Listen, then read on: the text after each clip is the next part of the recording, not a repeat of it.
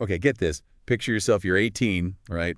The world's your oyster. You just want to hit the road, thumb out, adventure's calling. Yeah. That was Tanya Tansey back in 97. Oh, wow. But her trip, it ends tragically on a highway ramp, Idaho. It's been over 25 years, her case. Ice cold. Oh, A geez. puzzle, but with way too many missing pieces. Right.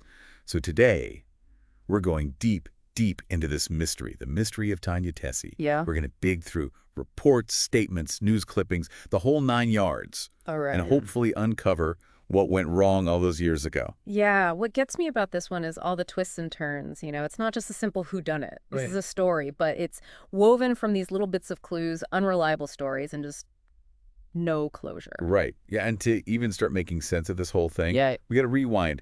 Go back to the beginning, August 15th, 1997. Okay. A trucker and his wife, they're driving along, just another day, right? Yeah.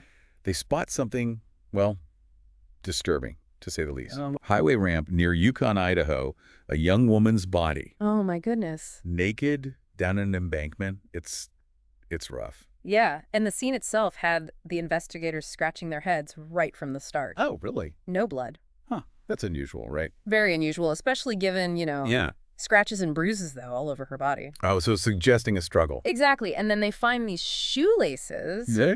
nearby might be connected to ligature marks on her wrist, too. So right off the bat, we know this wasn't just some accident. No, not at all. And the autopsy report, oh boy, it just digs the hole deeper, Deeper. How to get so? the cause of death. Homicidal violence by undetermined origin, they said. Geez, that's a mouthful. What's that even mean? Basically, they couldn't pinpoint exactly how she died. Oh, wow. They found blunt force trauma to the head, but no fracture to the skull. So that wasn't what killed her. Nope, not the fatal blow. Then there's a bruise on her left breast, swollen lips, more signs of a struggle, potentially. So it's like the killer, they tried to, I don't know, hide their tracks or something. Right, and make it hard to figure out what exactly happened. Yeah, cover it up. And here's another weird thing, the decomposition of the body. Different stages. Wait, what do you mean? Her head and left arm, way more decomposed than the rest. That's strange. What could explain that? Well, maybe those parts were exposed to the elements differently. Okay. Maybe she was moved? Who knows? Maybe some parts were covered, some weren't. Yeah. It's a detail that, well, it still baffles investigators, even today. So we've got this young woman clearly murdered, but the how? It's a mystery. Right. So how'd they even figure out who she was? It took a whole week. A trucker, David Lord, he comes forward, says he recognizes her. From where? A truck stop in Montana even knew her name, Tanya Tesy. Okay. 18 years old, from Wyoming, known to hitchhike. A trucker recognizing her from a truck stop? That's, I don't know, a little unsettling, right? Like it plays into that whole danger of hitchhiking thing. Absolutely. And this David Lord, his part in all this is one of the most confusing parts of the whole case. Yeah. In what way? He told the police that, get this, Montana deputies asked him to give Tanya a ride A ride? out of state because she was soliciting sex work at a truck stop, apparently. Oh, wow. Says he dropped her off at a lodge in Montana. She got into another trucker's rig. Okay. But here's the catch. His truck logs, they don't really match up with his story. Okay, so red flag number one, the timeline's already getting messy. Exactly. And it gets even weirder. Later, he calls the police, says he's got a tip A tip. about a clothing dump site in Utah. They find some of Tanya's stuff there. Oh, wow. So is this guy playing games with the cops? Like trying to throw them off? Or did he really want to help? $1 million question, right. But the thing is, detectives, they find a pattern with this David. What kind of pattern? He'd pick up women, take them to his family's property in Island Park, Idaho. Hold on. Island Park. Isn't that near where they found Tanya? Very close. And that's what leads the investigators to Island Park. They start poking around. Okay. Some locals, they remember seeing Tanya around. Oh, really? Then they find this empty apartment above a store. Yeah. Inside, Tanya's hairdryer, tampon wrappers, same brand her mother gave her, even cigarette butts, her brand. So she was definitely in that apartment, but what does that tell us about what happened? Well, maybe she was staying there, maybe with someone she knew. But there's another twist. Another one hit me. Remember that family property of David Lord's? Yeah. Across from his uncle's place, there's another cabin, empty. Hold on. 2 empty properties connected to this David guy, both near where Tanya was last seen. This can't be a coincidence. It's definitely a lead, and this is where it gets wild. This second cabin, there's this lingering smell, decomposition. Oh, no. And remember those circular marks on Tanya's back? Yeah. Detectives start thinking, could those be from a hot tub? Maybe. Are you saying this cabin, the second one, that could be the actual crime scene? Could be. They couldn't ignore it. But here's the kicker. The police records for that cabin, gone. Vanished. What? How does that even happen? This is a murder investigation. I know, right? It's a huge blow to the whole thing. More questions than answers now. Yeah, like why would they lose that? So important. It is. So now we've got more questions than answers. A dead end, it seems. Oh. So where'd they go from there? Any other leads to follow? They thought maybe Tanya was a victim of that Great Basin serial killer, but it didn't fit. Yeah. Timeline was off. The way he did things, it was different. So they were kind of reaching, trying to connect the dots. Yeah, pretty much. What about David Lord? Did they rule him out completely? Not really. In 99, they find more of Tanya's things in the Montana woods, Okay. near a spot where David and his ex-girlfriend used to meet up, according to her. Oh, wow. So he's back in the picture. Right, but just as they're looking at him again, a new lead pops up, takes the case in a whole new direction. Ooh. Now this is where it gets good. Tell me more. A woman, Michelle, she was married to a construction worker, Franklin James. Okay. She says he gave her Tanya's denim jacket right after the murder. What? And guess what? This Franklin and his buddy, Douglas Shoemate, they were working in Island Park. Wait, Island Park again? Yep, Shotgun Village. To be exact, they were there when Tanya disappeared. So we've got all these people possibly connected to Tanya in the same place, and one of them has her jacket. What are the odds? Right.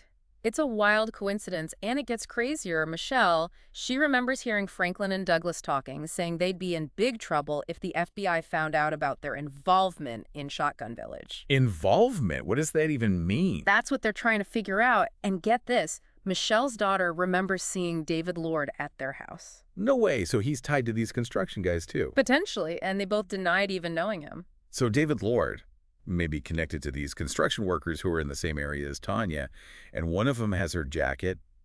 This is a tangled web, man. Tell me about it. Did they ever confirm that was actually Tanya's jacket? Yeah, they did. Douglas's wife confirmed it. They sent it to the cops. It was a match.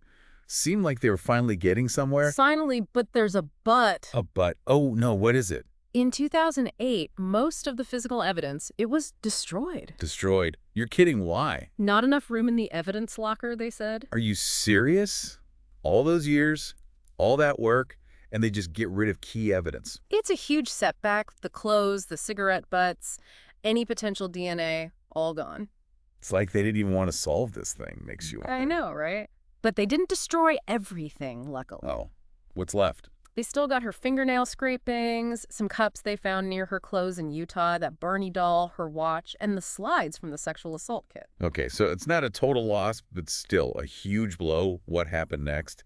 Did the case go cold again? It did for a while, yeah. You know, you can imagine, right? All that frustration, the feeling of like, what's the point? This young woman, her life taken, evidence messed up, and the trail just getting colder. Yeah, 24 years. That's a lifetime almost. It is. It's a long time. And then in 2021, a full 24 years after Tanya's murder. Wow. There's a little glimmer of hope. What happened? After all that time, something changed. An artist, Lily Lee, she creates this tribute to Tanya. It was powerful. Tribute. Yeah, not just a painting, more like a tapestry, you know? Yeah. Bringing together pieces of her life, her dreams, the tragedy. It really caught people's attention. Yeah, it's amazing how art can do that, right? Bring attention back to something that was almost forgotten. It really is, and in a way, it directly led to a new break in the case.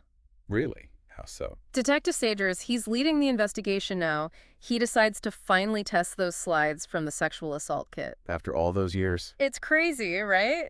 But hey, better late than never, I guess. I guess so. So what did they find? What did the DNA say? Big news. DNA from at least 2 other people, one male, the other unknown. Obviously, they ran it against David Lord's sample, the trucker. Right. So match. They got him. Not so fast. Inconclusive. Oh, what does that even mean? Not a clear match, but not a clear exclusion either. So close. What about the other guys? Franklin James and Douglas Shoemate, the construction workers? Yeah. Still on the radar. Oh, yeah. Definitely persons of interest. Still. Very good. Remember that denim jacket? The one Franklin gave his wife. Yeah. Still got to figure out how he got it. Right. And why did he have a green suitcase, just like Tanya's? A lot of coincidences stacking up around these guys, don't you think? Do we know anything about their alibis or, like, why they'd even do something like this? That's the problem with those missing records, remember? Oh, right. It's like a black hole right in the middle of everything. But with Yeah, that jacket, the possible DNA, and those comments they made about being in trouble, there's got to be more to the story. definitely. Somebody out there knows something. Tanya deserves justice. Her family needs some closure after all these years. Yeah. Absolutely, and that's something we need to remind our listeners. Sometimes the smallest thing, something you might not even think about twice, could be the key to breaking a case like this wide open. Yeah. You remember anything about Tanya? Or if anything seemed off about those men, anything at all, please call the Bonneville County Sheriff's Office. I second that. Even if it seems small, doesn't matter. Don't assume someone else already said something. You might be the only one who noticed it. Exactly. And, beyond the official investigation, what about the whispers? Whispers. The things people in those small towns might not have told the police back then. Right. Those unofficial channels, word of mouth, rumors. Sometimes those rumors, they have bits of truth that everyone missed the first time around. You never know. And who knows, maybe someone out there knew Tanya personally, but they haven't said anything yet. Yeah. Their view of her, what she was like, it could shed light on things we haven't even thought of. It's easy to get caught up in the evidence and timelines and all that. But we got to remember, Tanya was a real person. A young woman with hopes, dreams, relationships. We can't forget that. Can't, and that's why we do this, to bring these cases back into the light, look at everything, and remind people that there are real people behind all this. So we're putting the call out there. If you know anything at all that could help get justice for Tanya, please come forward. Yeah. Could be the answer everyone's been waiting for. It's heartbreaking, to think about how they handled her case, how they lost evidence, all those years wasted, no progress. Yeah. Makes you wonder how many other cases are out there just like this. Forgotten, families waiting, hoping. It's a tough thought. It really shows you how important it is for the justice system to be accountable, to be open, Yeah. But even with all the setbacks, we can't forget Tanya, the human side of this. Right. She was a daughter, a friend, a young woman with her whole life ahead of her. Yeah, it's easy to get lost in the details, the forensics, the twists and turns, but she was a real person. Absolutely. With dreams, aspirations, relationships, we got to remember that. We do. We can't let her become just a name, a statistic. Got to keep asking questions, pushing for answers. Never give up hope. Never give up hope that maybe, one day, they'll catch whoever did this. Exactly. It's been over 25 years. But it's not too late. Cases get solved all the time, even after decades. Right. New technology, new leads. Someone remembers something, you never know. Sometimes, all it takes is one little detail, something someone hears, triggers a memory, something they didn't think was important before. That's why we got to keep talking about these stories, keep the conversation going. Yeah, after going through all this, it's clear there are still so many questions unanswered. Yeah. Where'd Franklin get that jacket? What was the deal with the suitcase? What happened at that cabin? What are people still hiding? Those are the questions that keep everyone up at night, investigators, us, everyone who wants to know the truth. Right, and we hope that by talking about this, by going through the facts, the weird parts, maybe someone listening will have that missing piece, the thing that connects everything. That's the hope. So if you're out there and something, anything at all, clicks in your mind, a memory, a conversation, anything about Tanya's case, even if it seems small, please call the Bonneville County Sheriff's Office.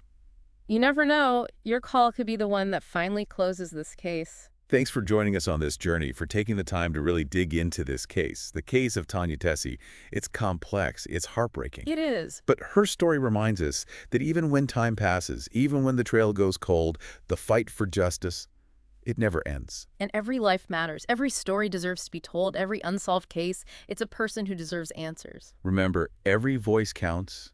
Every bit of information, no matter how small, could be the key. Don't hesitate. Speak up if you can help. And if Tanya's story touched you, share it. Keep her memory alive. Keep it alive. Until next time, stay curious, stay informed, and never stop searching for the truth. Never stop. Make sure you subscribe to The Deep Dive. We'll keep you updated on Tanya's case, and we'll be back with more deep dives into fascinating topics. Unsolved mysteries is what we do. Thanks for listening.